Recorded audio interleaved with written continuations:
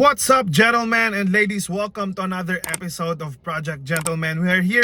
We love to talk about the things that help us win in life. And today we are here again at Nissan Cebu South to talk about the Nissan Navara VE. If you're within the area, please feel free to visit their dealership today. So going back, as I mentioned, this is gonna be one of their most affordable. I think this is their lowest variant as of the making of this video. So yeah, this is gonna be very affordable. But the question is it gonna be good enough for you? That's what we'll be finding out today. So just sit back, relax, and enjoy. Here we go.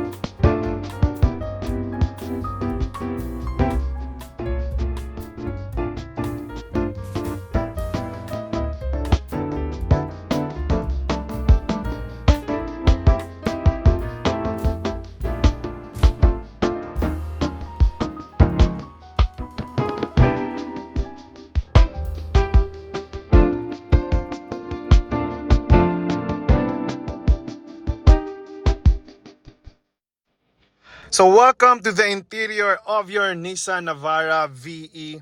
What do you think of the dashboard, guys? Let me know in the comment section below. So let's start here above, guys. You have your still the gray or like the cream headliner, okay? And then over here at the center, you have still your lights, similar to the Pro 4X. And then of course, you have your eyewear compartment. Okay, very nice. For your passenger side, what do you have? Good news, you have vanity mirrors and lights. Very good for your passengers. All right, and then here at the driver's side, you also have vanity mirror, and of course a light, so that it's gonna be great for our lady drivers out there. And then here, for your rear view mirrors, you have manual day and night rear view mirrors. Very standard, that is really good. And then for the dashboard quality, I like it's a high quality plastic material, but it's impressive actually. And then here, of course, for your center console, okay, combination. This is plastic material right here, but it's nice looking, doesn't feel cheap. And then you have this accent right here. For your glove compartment, wow, it's very slowly, magically opening. So very nice hydraulic compartment. Then here for your infotainment screen, guys, I like that. I believe this is similar to the one with the Pro 4X. So you have this piano black accents right here, and then it's large enough for your CarPlay and Android Auto needs. Of course, you have your knobs right here. I love that they are knob type for the volume. Very impressive. Good job for Nissan. And then here as well, you can scroll for the radio. And then here, you have your controls for the screen. Okay. Then here for your aircon controls, guys, of course, Nissan's signature or Nissan's strength. Okay. So that's what you're gonna be paying for here. And then of course your controls. You have a digital information display as well for your aircon. So here below you have your Type C and Type A USB ports. Very nice. Still, you have your cigarette lighter socket right here. And then a space here for your phone. Love it. So for your gear selector, guys, you have here 6-speed manual transmission. Okay? So your reverse, I love that it's all the way to the right. Unlike the other brands out there that the reverse is all the way here to the left. But this one, if I'm gonna be buying a manual, if I really like a manual transmission, I think there's gonna be a very big factor, just because that's what I got used to. But I digress. So I also like that it has a leather covering right here, some silver accents, right? And then here, still you have your available slots for your accessories, 2 cup holders, okay? And then traditional handbrakes, which I know a lot of you really love. Then here for your center armrest, guys, I love that they put leather on it, even though it's the lowest variant. I really love leather armrest. But on your left side, for your left elbow, you only have fabric, unfortunately. But it's okay. This will do very fine for me. So when you open her up, still the same with the Pro 4X, you'll see a socket right there for your power and your like charging needs. So that's really nice. Still, is it gonna be deep enough? Yes, it's gonna be deep enough for most of the things that you will need to put in there. So for your Nissan Navara VE, guys, you only have fabric seats, and I think this is gonna be the freebie seat cover. So at least you know that. So now let's talk about your steering wheels, guys. Lowest variant, but leather wrapped steering wheels, right? Do you like that? And for your instrument cluster right here, you have 2 analog displays, left and right. And then here for the left side, you have your turn signals. The right side, you have your wiper controls. All right, so here over at the left side of your steering wheel controls, you have your controls here for your music or your audio. I love that it's here at the left side.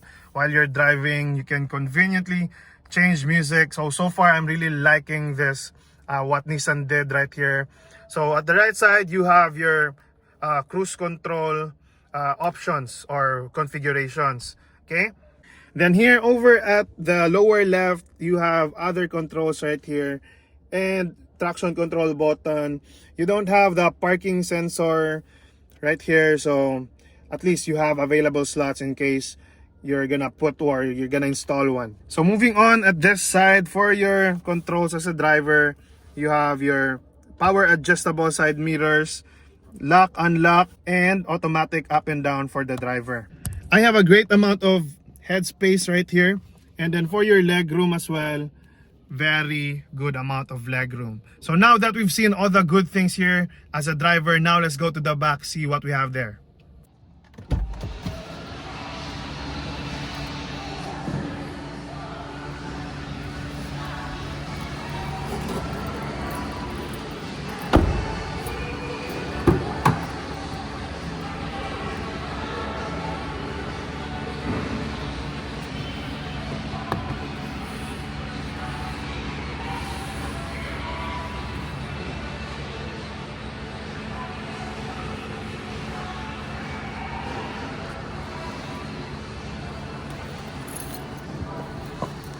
So right now we're here at the second row of your Nissan Navara VE, guys. Let me know, what do you think of the interior look? This is how it feels right here as a second row passenger.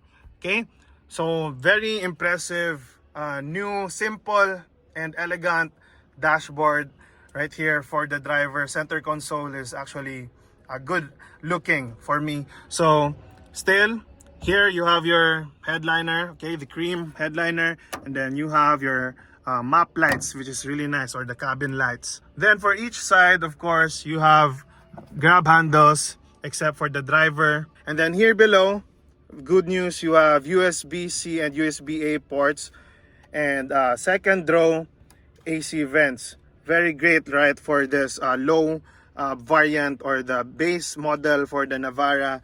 This is really gonna be a great selling point. Not to mention the reputation of Nissan when it comes to their aircons, right? So for your center tunnel, wow, very impressive, guys. It's very low. It's one of the lowest, like I mentioned before, it's one of the lowest that I've ever experienced with the pickup trucks. So that's really a win right there with Nissan. So for your headroom, guys, as a second row passenger, great amount of space right here. I could relax all the way back. And fortunately, you will be having second row armrest, guys, but it's just covered right here with this freebie, the seat cover. But if you really want that second row center armrest, then you could just remove this freebie and then you can enjoy that feature.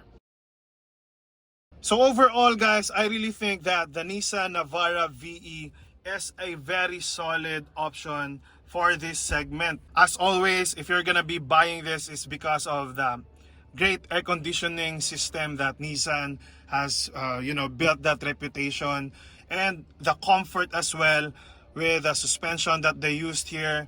Amazing ride quality. Overall, I really think that this is gonna be worth it because this, what they're offering, ito lang talaga yung ina-offer nila for the base model. So what do you think about the Nissan Navara VE, guys? Please let me know your comments or your thoughts down in the comment section below. This has been Ronnie with Project Gentleman, reminding you that when we seek God first, all of the things that we need will be added unto us, and that's when we truly win in life. Thanks for watching. See you in the next video right there on the screen. Ciao.